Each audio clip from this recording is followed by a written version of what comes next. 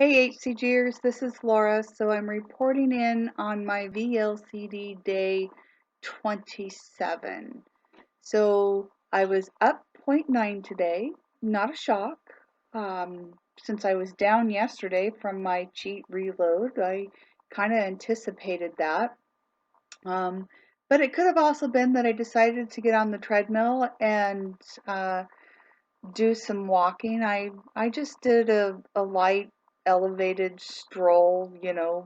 I wasn't really dripping sweat or anything for about a half an hour. I thought maybe that might help, just get some blood flow into my extremities since I pretty much sit on my rear all day at work, and thought maybe that might start helping, with my lower back issues. Um, I did discover maybe part of why I was stalling. So instead of going to the doctor, I tried to get medication. I was trying to use some homeopathic stuff, and one of them is called valerian root, and it kind of acts as a natural muscle relaxer. And I flipped it around and read the direct ingredients on the back, and darn it if it doesn't have rice flour. What the hell does it have rice flour in it? Why do we need to bulk up these capsules to have more stuff in them?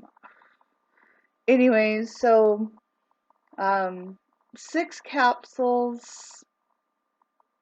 probably was a substantial amount of carbs. Rice flour is pretty carby.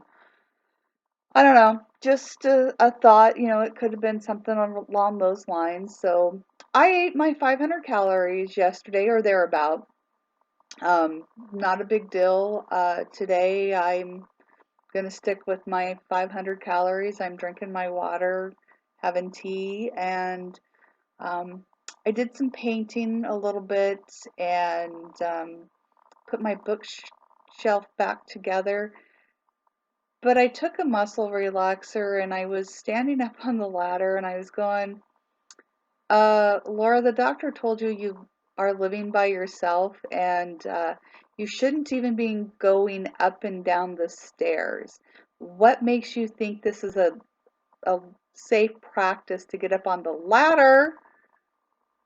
People die often from ladder accidents. How many times have you heard it at work?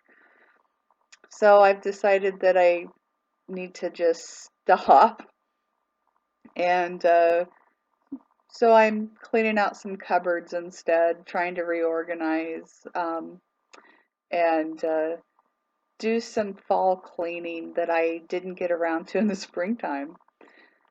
So the my husband called me this morning, and uh, or I called him, and I was asking him where he was at, and he'd gone fishing again. And he was actually down in the cabin of the boat and was telling me he was letting Bob take our boat out.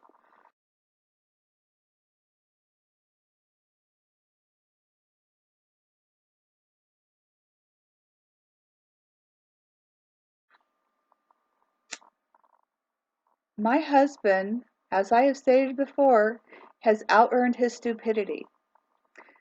Um, that is a big boat. It is a huge investment of ours. It was not cheap. It is not cheap.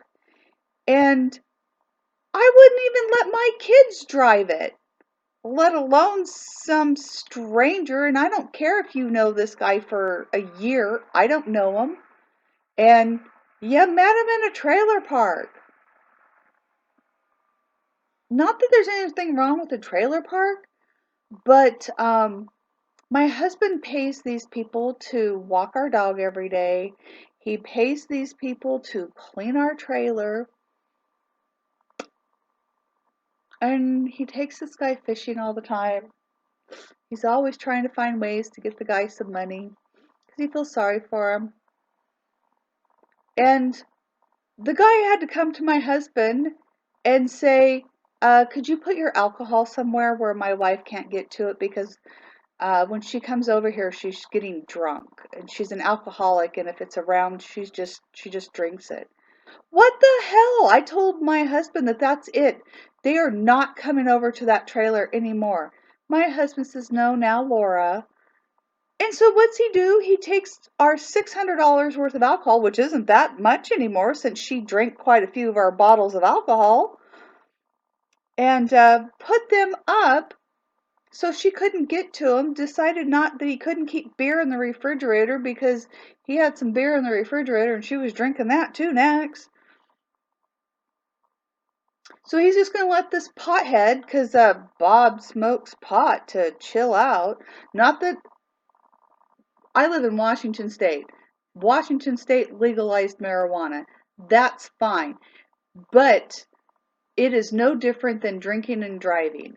And the residual effects of marijuana on the cognitive abilities is significant, which is why we have fitness for duty rules. And even though Washington State makes it legal, it is not legal for per fitness for duties because its half-life is so significant. So he's just letting Bob get as much experience as he can. And then I come to find out he was going to let that man have the keys to our boat while he was gone.